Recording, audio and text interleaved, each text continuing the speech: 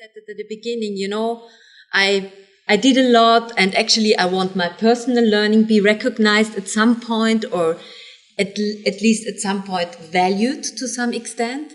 So I think that will be the start to start from. And in the end, I will come to things, as John pointed out, what are the frameworks we're dealing with.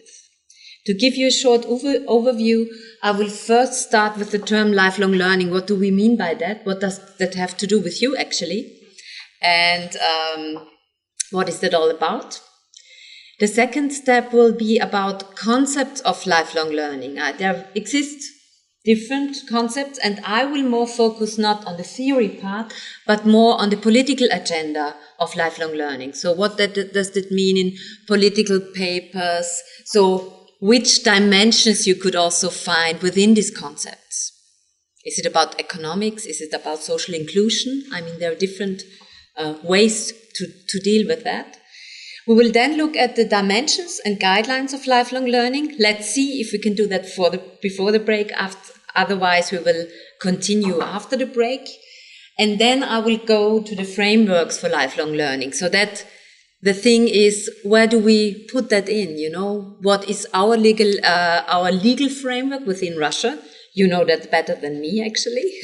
I have more the overview about the European frameworks, which space also to act I have within my institution, because that's the other way when you really want to implement something. Well, and then I give you a short starter for tomorrow, validation for starters, reminding you then to bring ideas for tomorrow, but I will come to that at the very end, for our workshop on validation procedures, where we really try to put something, at least as an example, into practice. That will be the work we do tomorrow in groups. So, well, and I have to add something. I mean, after John, I will not hold such a speech because I'm not so good as him. So my task is more to let you work. That's more my way of working, is saying some words and then letting you work. So be prepared that you will be, as it's about your learning also, that I will ask you to work with each other and to work with me. Well, and what you see, Anita, my assistant today, she's writing down the questions, because that I will always be able to refer to that, and then that we can work with that during the session. So, enough for starters.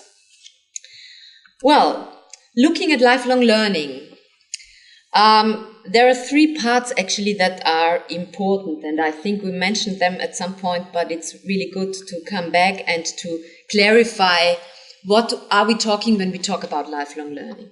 The first thing, I think we heard it already from cradle to grave, is the lifelong perspective, which means learning about the whole lifespan.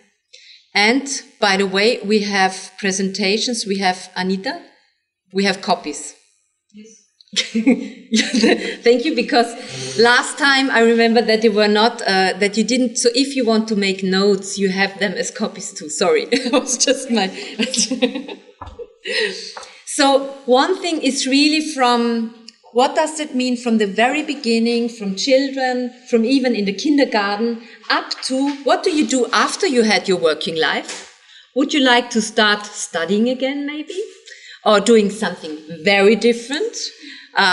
So I think these are things, and please also have in mind your own organization. So what does this university, for example, do for this lifelong perspective? Do you have something like a university for children once a year? What do you do for people in elder people who may be seniors who do not work anymore, but who maybe are interested in studying again? What do you do for all the people, and I think that's the main topic we are tackling, who work already and who want to do a degree, who bring a lot of learning with them from their professional experience? So what does your institution, or what does your institute, or what does your department actually do for that? So just to keep that in mind, if we talk about lifelong, we can talk generally about that, but we could also think, what do we do with that? And why is that important for us? Or maybe why are the seniors not important for us? I can assure you, you will have to deal with people over 60 and 65, even more in the next 20, 30 years. The other aspect of lifelong learning is life-wide. I think John said a lot already about, but that means we have learning inside institutions. That was normal for us. We learn in school, we learn in university. Then there's the professional part. That's what do you learn in your professional life. And I think a lot of things you learned not in your studies, but when you started to work. Could be things like time management, problem solving, could be different things.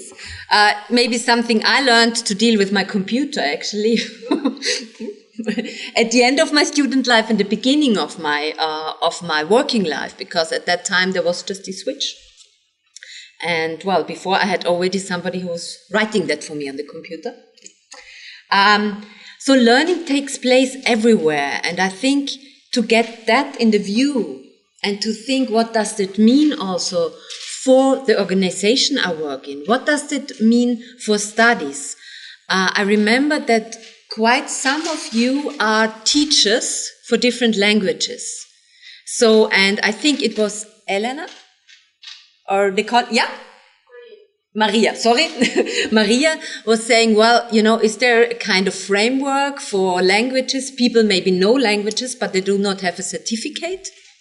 And I guess that some of you, as you said before, well, you didn't speak English for such a long time, but you speak English. Do you have a certificate? If you change and you want to work in a more international environment, and you would say, well, I can speak English, and somebody would say, well, where's your degree?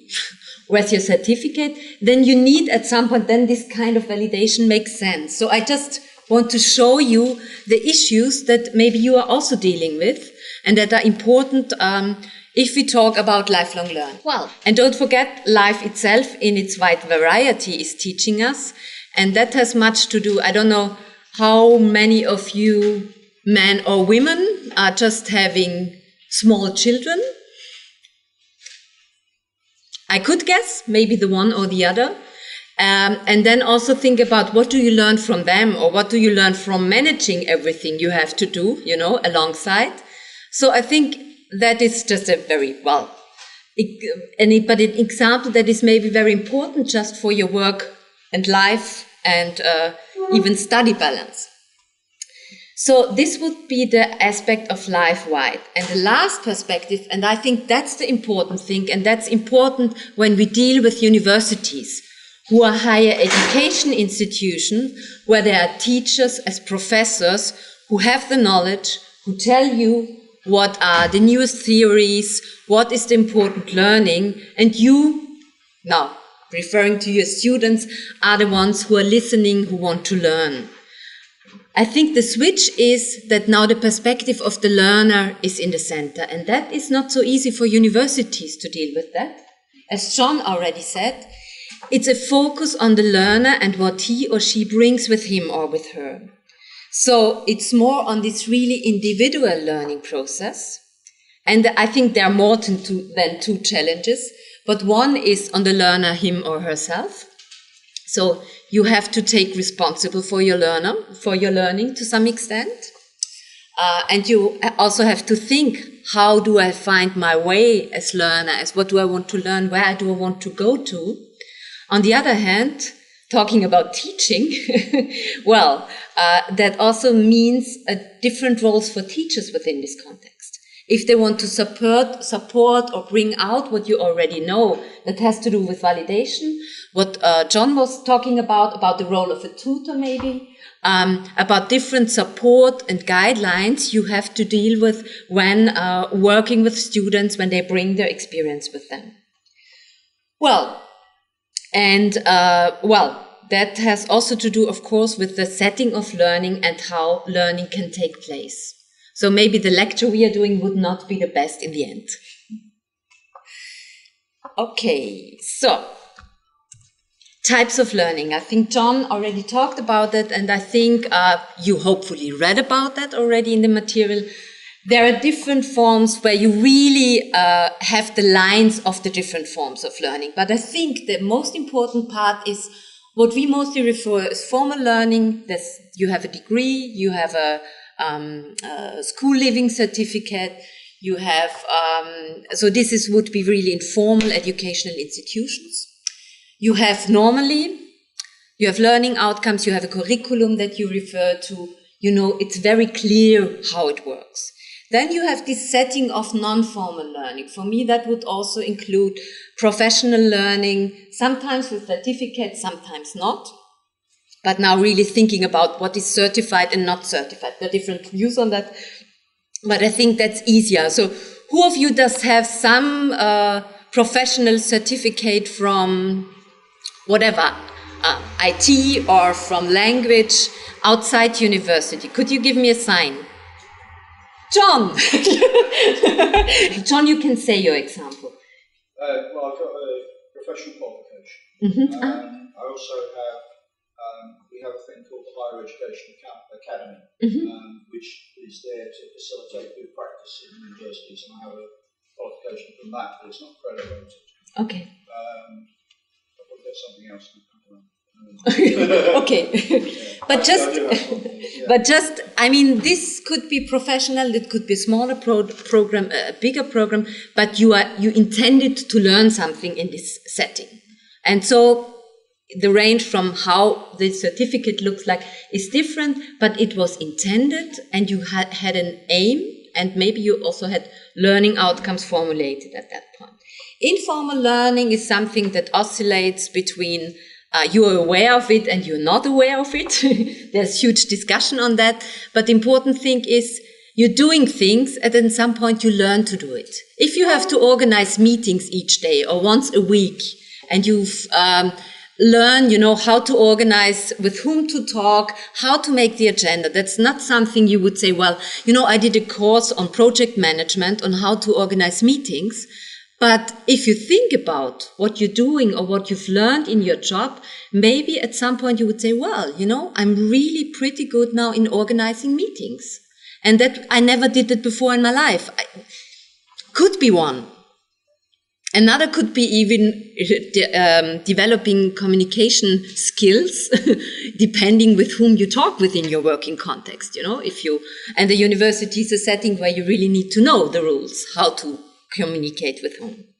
So that's just to really broaden this context. I don't want to go deep into that, but I actually want to hand over to you. And we had already one example of a case for non-formal learning.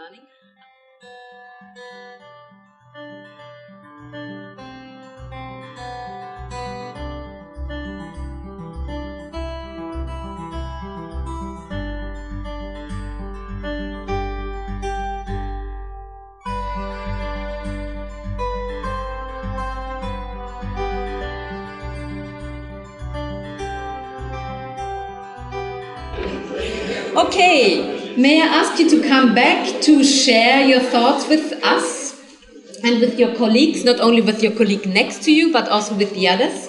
Anita was so nice to prepare 2 flip charts where you could, and she will write, just to see, and I think where you have situations where you learned informally and non-formally. And I mean, you don't need to share everything with us. But if you want to share, you're warmly welcome to say something.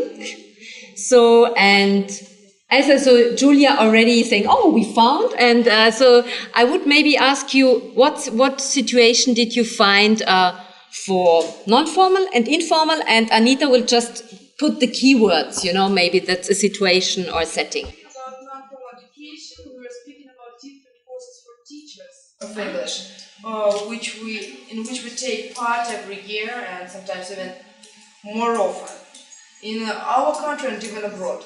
Okay. So, and what about informal education? It is organizing holidays. For example, in the class it's Christmas, the Day of the Translator, Interpreter, and many others. And organizing some trips abroad with students. And also working as a tutor over a student group. Thank you very much. Which group wants to share? Yeah? Out of the group? It was the two of you. Okay. And would you give us the names again? Because I tried to learn from Alexander and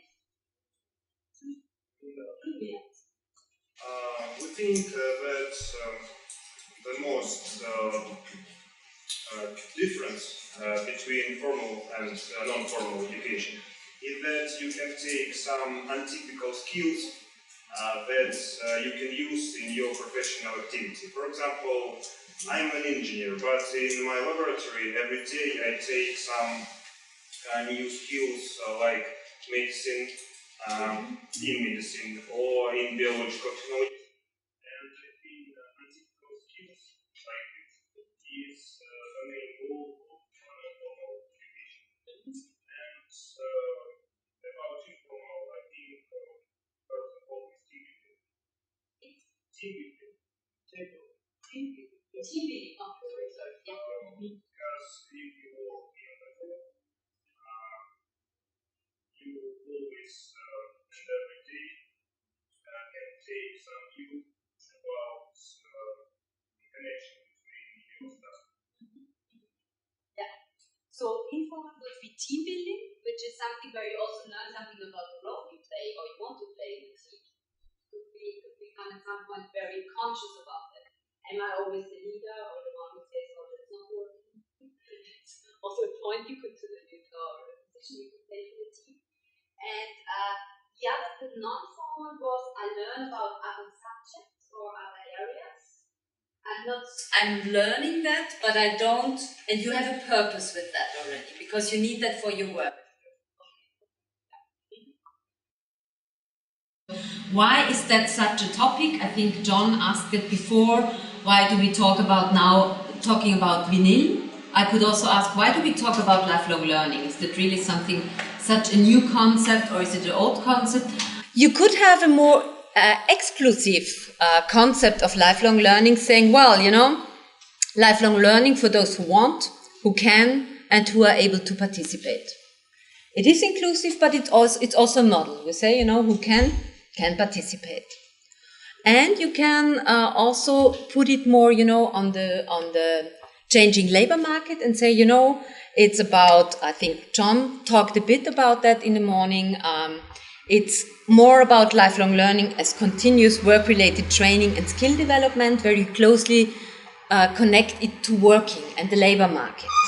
So I think maybe most of the ideas you have in countries are a mixture of that, but still it's good to think, what do I think in my country is more the concept of it, and what concept does our university has on that? Do we want to be socially inclusive, or do we want to have the best people?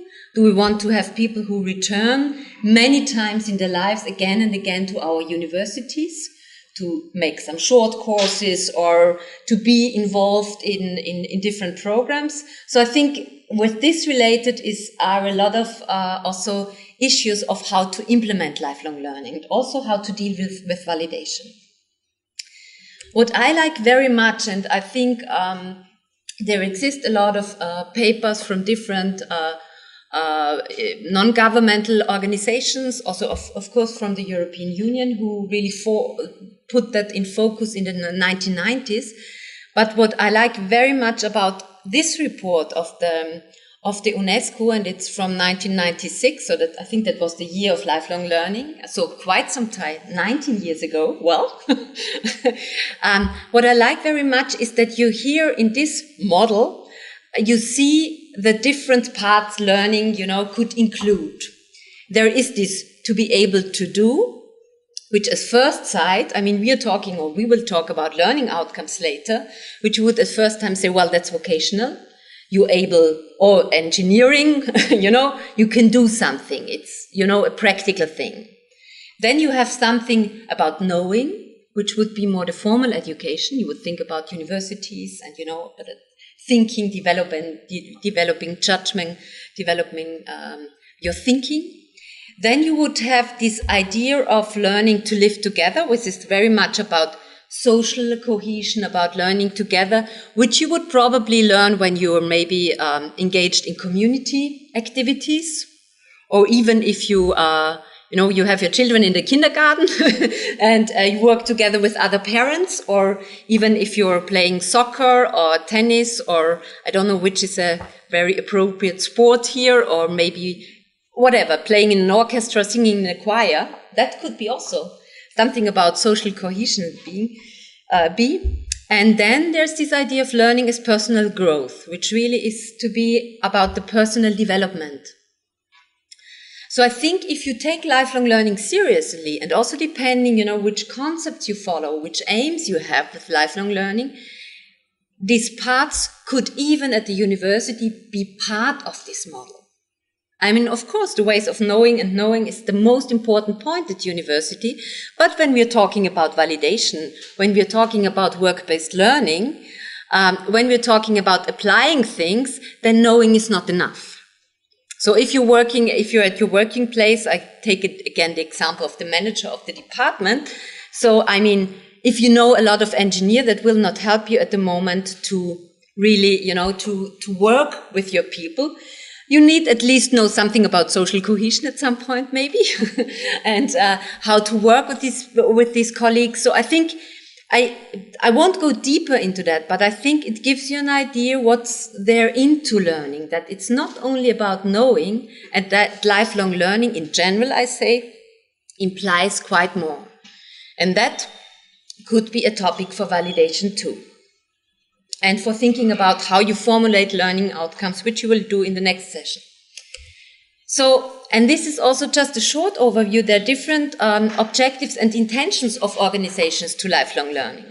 A lot of was done on democracy, on equal opportunities, on a holistic view on learning of individuals. But, of course, it's also about employability. It's about European identity. It could be about social cohesion. It could be also about economical growth. So I think these are all these different objectives, and this is just a short overview where you see how in the organizations this was made to a topic and what the aims or objectives were made. So, well, that is just, I will make no co-lecturing with you until now, but now I will turn, so listen closely. The next part will be yours again. If you talk about lifelong learning and why you choose to be inclusive, why you think about economics, why you think about taking learning in a broader sense, then it has much to do with the things. I don't know the English word for that, but when you really, so where the problems in the society lie. So what is it a problem that we don't have enough people who are really well educated? I think in the United Kingdom that the people who started to study raised to, was it 30%, 40%? People who are not going, I mean, I can say it for Germany. In Germany, we have at the moment, the thing that 50% of people who have the school leaving certificate go to a university, which is really a lot. And the other 50% do a professional education, so they do apprenticeship. And it was never that high because Germany traditionally was and still is very well known for the dual apprenticeship and the professional or vocational education and training. But that has changed. So more and more people are going to universities. So you have to really think, what does that mean? What do we do with the people? So I think there are changes. So which important societal or social dimensions you have for lifelong learning in your country? I can say some of them for Germany, but I think it will be interesting, and that we will do in the next step, what do you see as the dimensions important for your country or even for your organization? Where say, well, you know, we lose students each day. We need to get more students. Or we have a lot of students, but you don't know where they go to. Or, you know, there could be different issues, and that could also be different depending in which department you work or in the things you're doing. So generally one could speak about, I now roughly say there are 4 dimensions. One is demographic. At least in Germany it is a topic, though I just said so many people are going out, so many students or so many people start studying in Germany after their school, having left school with their certificate.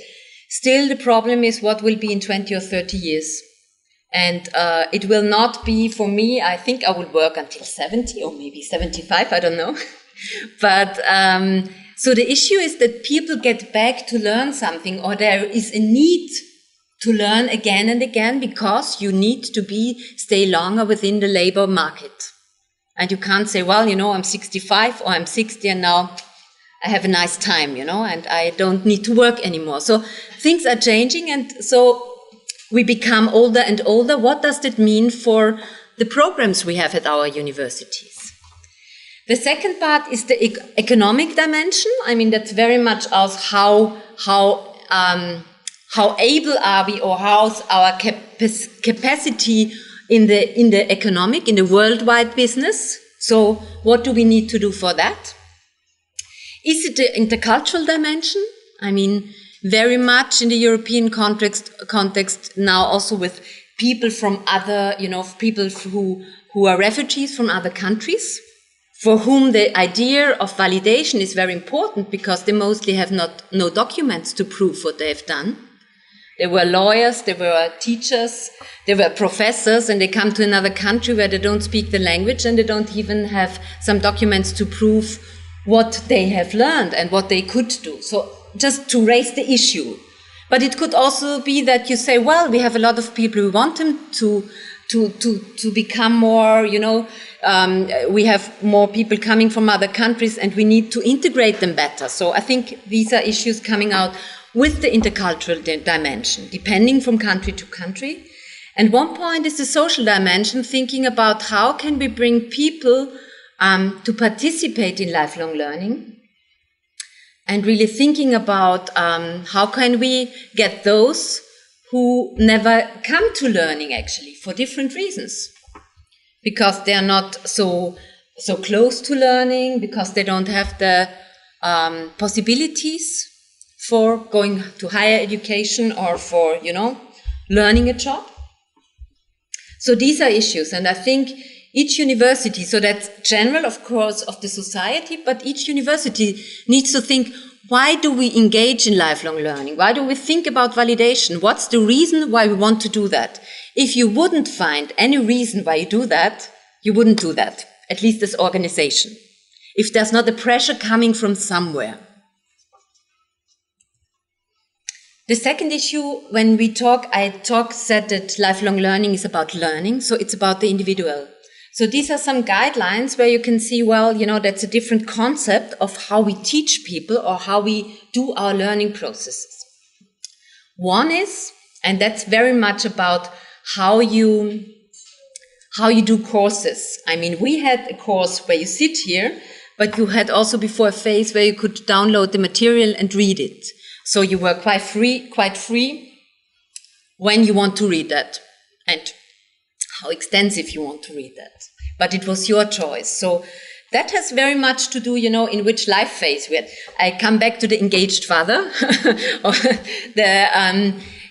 Depending if you're just in the middle of, you know, you have a family, you have children, and you're just in the middle of managing that, you would have different, not only a different attitude to learning, but maybe also different time space and different frames where you could do something.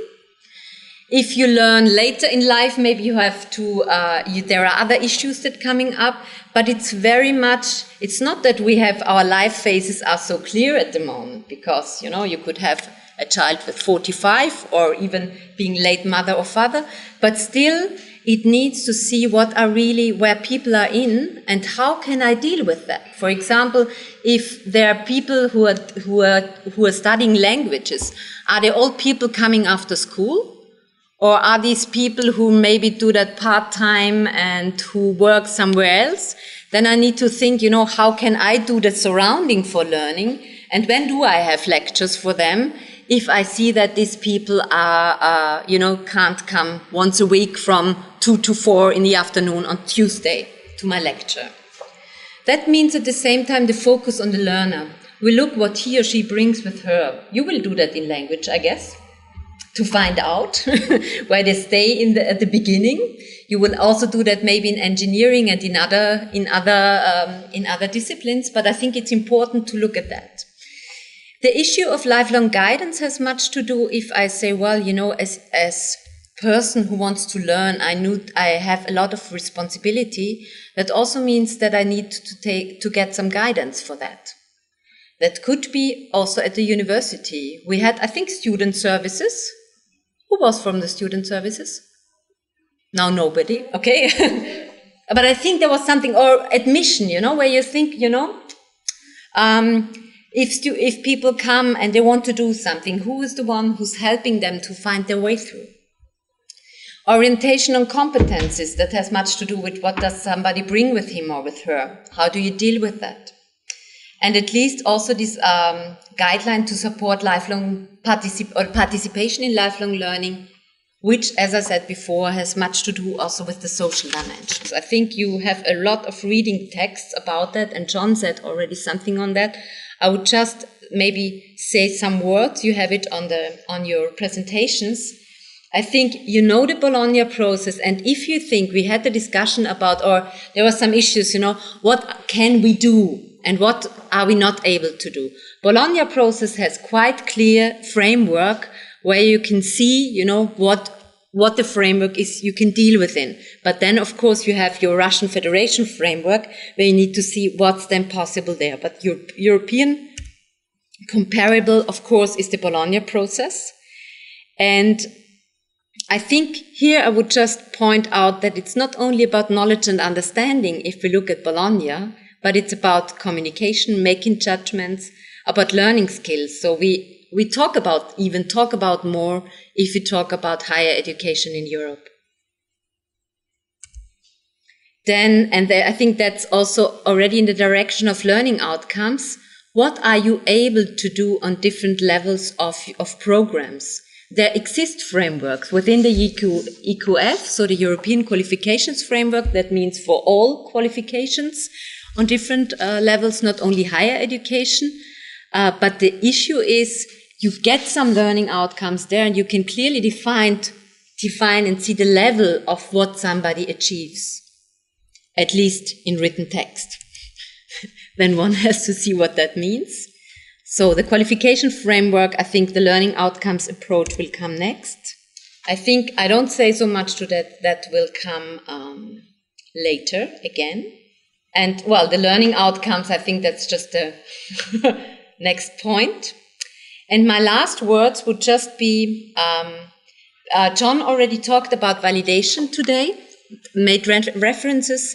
We will start tomorrow, we will go in depth into validation, and I would like you to think about bringing one example with you of somebody who maybe wants his or her learning validated within your if you work in institutes or departments, because we will work with a real-life example, though, of course, it will be an example with structure, but we want to see who's that person who maybe wants his or her learning validated, also in the languages. You had this topic already. Or, and what does that mean maybe for my department? What does that mean for a validation process? So I think that's something I would like to give you on your way. So validation is what John said, and it's both a procedure and an outcome of a procedure. In this sense, that you all read, so there's nothing I have to say.